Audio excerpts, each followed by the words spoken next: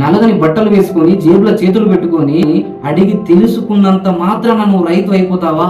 అసలు వ్యవసాయం చేద్దాం అనుకునే వారికి భూమి లేకుండా పోయింది. వందల కొద్ది ఎకరాలు ఉండి వ్యవసాయం చేయనటువంటి, అసలు వ్యవసాయం చేద్దాం అనుకున్నోడికి, అసలు వ్యవసాయం చేసేవాడికి, అసలు భూమిని నమ్ముకున్నోడికి భూమి లేకుండా పోయింది. తల్లి తిండి గింజలు లేక ఆకలి చావులు మొదలయ్యే అవకాశాలున్నాయి. ఈ దేశానికి రైతే వెన్నెముక. ఎందుకంటే మన దేశం వ్యవసాయ ఆధారిత దేశం.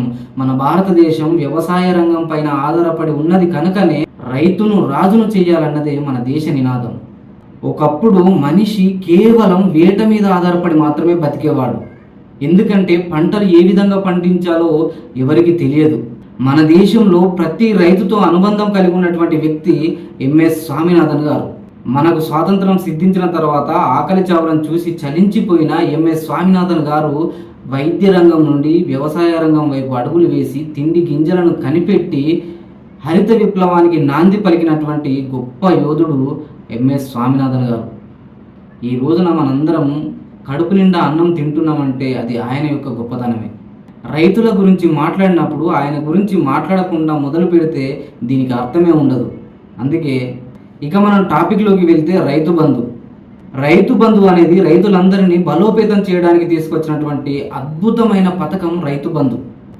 మన కేంద్ర రాష్ట్ర ప్రభుత్వాలు రైతును బలోపేతం చేయడానికి ఇటువంటి ఎన్ని పథకాలు తీసుకొచ్చినా రైతును బలోపేతం చేయలేవు.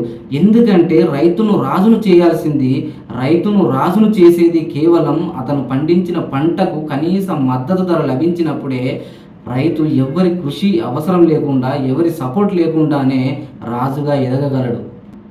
పంట చేతికి వచ్చిన తర్వాత వడ్లు రైతుల నుండి రైస్ మిల్లర్ల చేతిలోకి వెళ్ళిపోతాయి. రైస్ మిల్లర్లు అక్కడ వడ్లను బియ్యంగా మారుస్తున్నారు. బియ్యంగా మార్చి ఆ బియ్యానికి వాళ్ళే ధరను నిర్ణయిస్తున్నారు. కానీ ఈ 76 సంవత్సరాల స్వతంత్ర భారతంలో ఒక రైతు తను పండించిన పంటకు మాత్రం మద్దతు ధరను నిర్ణయించలేకపోతున్నాడు. ఒకసారి ఆలోచించండి మిత్రులారా. రైతులందరికీ ఒక చిన్న సలహా. రైతులందరూ వడ్లను అమ్మకుండా బియ్యాన్ని అమ్మితే ఏ విధంగా ఉంటుందో ఒకసారి ఆలోచించండి. ఈ విధానాన్ని కొంతమంది రైతులు మాత్రమే అవలంబిస్తున్నారు. వాళ్ళందరూ కూడా లాభాల బాటలో నడుస్తున్నారు. ఒకసారి ఆలోచించండి మిత్రులారా. అయితే ఈ రైతు బంధును రైతులను బలోపేతం చేయడానికి తీసుకొచ్చినటువంటి గొప్ప పథకంగా అందరూ చెప్తూ ఉంటారు. కానీ నాకేమో ఈ రైతు బంధును కేవలం భూస్వాములకు మాత్రమే లబ్ధి చేకూర్చే విధంగా తీసుకువచ్చారని అనిపిస్తుంది. అసలు రైతు అంటే ఎవరు? ఏ ఒక్క కులానికో ఏ ఒక్క మతానికి చెందిన వారు మాత్రమే కాదు. కుల మతాలకు అతీతంగా దుక్కి దున్ని పంట పండించేవారే రైతు. వందల కొద్ది ఎకరాల భూమి ఉన్నప్పుడు నువ్వు భూస్వామి అవుతావు కదా. నలగని బట్టలు వేసుకొని జేబుల చేతులు పెట్టుకొని ఇదేం పంట అని అడిగి తెలుసుకున్నంత మాత్రాన నువ్వు రైతు అయిపోతావా? ఒకసారి ఆలోచించండి మిత్రులారా. ఈ విధంగా ఒక్కొక్క భూస్వాముల చేతుల్లో కొన్ని వందల ఎకరాల భూములు వీరి కబంధ హస్తాలలో బంధింపబడి ఉంది. అసలు వ్యవసాయం చేద్దాం అనుకునే వారికి భూమి లేకుండా పోయింది. ఈ వీడియో ద్వారా ప్రభుత్వానికి నేను చేసే విన్నపం ఒకటే. వందల కొద్ది ఎకరాలు ఉండి వ్యవసాయం చేయనటువంటి భూస్వాములు ఎవరైతే ఉన్నారో పండించని ఎకరాలకు వారి దగ్గర జరిమానా విధించే విధంగా ఖచ్చితంగా ఆర్డినెన్స్ తీసుకురావాల్సినటువంటి అవసరం ఎంతైనా ఉంది. ఈ విధంగా చట్టాలు తీసుకురావాలి. అలా అయితేనే మన దేశంలో వ్యవసాయ రంగాన్ని బ్రతికించగలం. ఇక భూమాతను నమ్ముకున్నోడు ఈ భూస్వాముల చేతుల్లో కౌలు రైతులుగా లేదంటే కూలీలుగా మారాల్సిందే. మన దేశంలో కావచ్చు, మన రాష్ట్రంలో కావచ్చు, రైతుల యొక్క బలోపేతానికి తీసుకొచ్చినటువంటి పథకాల యొక్క పరిహారం దక్కాల్సింది కేవలం భూమిని నమ్ముకున్నోడికి, భూమిని దున్ని పంట పండించేవాడికే ఆ ప్రతిఫలం అనేది దక్కాలి. అది కౌలు రైతులు కావచ్చు, ఏ రైతన్న కానీ. ఎందుకంటే మన దేశం ఇది వరకు అమెరికా లాంటి ఇతర దేశాలకు బియ్యాన్ని ఎగుమతి చేసేది. కానీ ఈ మధ్యకాలంలో బియ్యాన్ని ఎగుమతి చేయడం నిలిపివేసింది. దానికి కారణం మన దేశంలో బియ్యం యొక్క నిల్వలు తగ్గిపోవడమే. కనుక ఈ రైతు బలోపేతానికి తీసుకొచ్చినటువంటి పథకాలను కష్టపడే వాళ్లకు కాకుండా భూస్వాములకు మాత్రమే లబ్ధి చేకూర్చే విధంగా తీసుకువచ్చినట్లయితే మెల్లగా రానున్న కాలంలో వ్యవసాయం కనుమరుగయ్యే అవకాశాలు ఉన్నాయి. ఒకసారి ఆలోచించండి మిత్రులారా. యువకులందరూ కూడా పల్లెను వదిలి పట్టణానికి వచ్చే వారి సంఖ్య క్రమంగా రోజు రోజుకు పెరుగుతూనే ఉంది. ఈ రైతు బంధు ద్వారా వేల కోట్ల రూపాయలు ఏ విధంగా అవినీతి సొమ్ముగా మారుతున్నాయో ఒకసారి మనం వివరంగా తెలుసుకునే ప్రయత్నం చేద్దాం. మన దేశ జనాభాలో 30% మంది భూమి లేని నిరుపేదలు ఉన్నారు. వీళ్ళందరూ కూడా కౌలు రైతులుగాను లేదంటే వ్యవసాయ కూలీలుగాను మారుతున్నారు. ఇక మన దేశ జనాభాలో 50% మంది ఒక ఎకరానికంటే తక్కువ నుండి 5-10 ఎకరాల వరకు ఉన్నటువంటి సన్న చిన్నకారు రైతులు ఉన్నారు. అసలు మన దేశంలో అసలైన రైతులు వీరే. ఎందుకంటే భూమిని నమ్ముకున్న వాళ్ళు వీరే, దుక్కి దున్ని పంట పండించేవారు ఈ సన్న చిన్నకారు రైతులే. మన దేశంలోని వ్యవసాయ రంగం ఈ సన్న చిన్నకారు రైతుల మీదనే ఆధారపడి ఉంది. ఇక మన దేశ జనాభాలో 20% మంది భూస్వాములు ఉన్నారు. వీరి చేతుల్లో కొన్ని వందల ఎకరాల భూములు బందీగా ఉన్నాయి. కానీ వీరు వ్యవసాయం చేయరు. ఇక పైన చెప్పినటువంటి 30% మంది భూమి లేని నిరుపేదలు ఎవరైతే ఉన్నారో వాళ్ళందరూ కూడా ఈ భూస్వాముల చేతుల్లో రైతు కూలీగా లేదంటే కౌలు రైతులుగా మారి బతకాల్సిందే. అసలు వ్యవసాయం చేద్దామనుకున్నోడికి, అసలు వ్యవసాయం చేసేవాడికి, అసలు భూమిని నమ్ముకున్నోడికి భూమి లేకుండా పోయింది. ఇక వ్యవసాయ రంగాన్ని ఏ విధంగా ప్రోత్సహిస్తారు? ఇక వ్యవసాయ రంగం ఏ విధంగా అభివృద్ధి చెందుతుంది?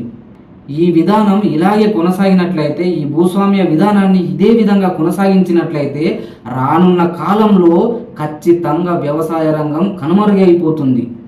ఖచ్చితంగా మళ్ళీ తిండి గింజలు లేక ఆకలి చావులు మొదలయ్యే అవకాశాలు ఉన్నాయి. ఒకసారి ఆలోచించండి మిత్రులారా. ఈ రైతు బంధు ద్వారా కొన్ని వేల కోట్ల రూపాయలు ఏ విధంగా అవినీతి సొమ్ముగా మారుతుందో ఒకసారి తెలుసుకునే ప్రయత్నం చేద్దాం. ఫర్ ఎగ్జాంపుల్, ఒక సన్న చిన్నకారు రైతును తీసుకున్నట్లయితే అతనికి ఉన్నటువంటి 5 ఎకరాల భూమికి ఒక ఎకరానికి 5,000 రూపాయల చొప్పున 25,000 రూపాయలు ఆ రైతుకు ఒక పెట్టుబడి కింద ప్రభుత్వం సహాయం అందించినట్లు అవుతుంది. అదేవిధంగా ఒక భూస్వామిని తీసుకున్నట్లయితే అతనికి ఉన్నటువంటి 500 ఎకరాల భూమికి ఒక ఎకరానికి 5,000 రూపాయల చొప్పున 25 లక్షల రూపాయలు ఆ వ్యక్తికి అందించినట్లయితే అది సంపదగా మారుతుంది. దాన్ని పెట్టుబడి అని ఎవరు అనరు. ఒక సన్న చిన్నకారు రైతుకి ఇచ్చేటువంటి 25,000 రూపాయలు ఏదైతే ఉన్నదో అది ఒక రైతుకు పెట్టుబడి కింద సహాయం అందించినట్లు అవుతుంది. అదే ఈ 25 లక్షల రూపాయలు ఏదైతే ఉన్నదో ఇది ఒక రైతుకు అప్పనంగా సంపదగా చేకూర్చినట్లు అవుతుంది. అదేవిధంగా 20% మంది భూస్వాములు ఉన్నారు. అందుకే దయచేసి ఆలోచించండి మిత్రుల. ఈ వీడియో ద్వారా ప్రభుత్వానికి నేను చేసే విన్నపం ఒకటే. వందల కొద్ది ఎకరాలు ఉండి వ్యవసాయం చేయనటువంటి భూస్వాములు ఎవరైతే ఉన్నారో పండించని ఎకరాలకు వారి దగ్గర జరిమానా విధించే విధంగా ఖచ్చితంగా ఆర్డినెన్స్ తీసుకురావాల్సినటువంటి అవసరం ఎంతైనా ఉంది. ఈ విధంగా చట్టాలు తీసుకురావాలి. అలా అయితేనే మన దేశంలో వ్యవసాయ రంగాన్ని బ్రతికించగలం. ఇక 1 ఎకరం నుండి 5 ఎకరాల వరకు ఉన్నటువంటి సన్న చిన్నకారు రైతులు ఈ రైతు బంధు విషయంలో మనకు ఎంతో కొంత వస్తుంది కదా పోనీలే అనుకుంటే మన ప్రభుత్వం దగ్గర మిగులు బడ్జెట్ ఉన్నట్లయితే ఇచ్చుకొని తప్పు లేదు. కానీ ఇప్పటికే మన రాష్ట్రం 7 లక్షల కోట్ల అప్పుల్లో కూరుకుపోయింది. ఇక ఈ రైతు బంధు పేరిట దాదాపు 8,000 కోట్ల రూపాయలు అప్పు తీసుకువచ్చి ఈ భూస్వాములకు ఇచ్చినట్లయితే ఈ రైతు బంధు ద్వారా లబ్ధి చేకూరేది కేవలం కొంతమంది భూస్వాములకి అయితే దీని ద్వారా అయ్యే అప్పును ప్రతి పేదవాడు కూడా కట్టాల్సిందే. అది ఎలా అంటే, ఈ ప్రభుత్వం అప్పు తీర్చాలి అంటే మనం తినే ఉప్పు, పప్పు, నూనెల పైన మళ్ళీ ధరలను పెంచాల్సిందే.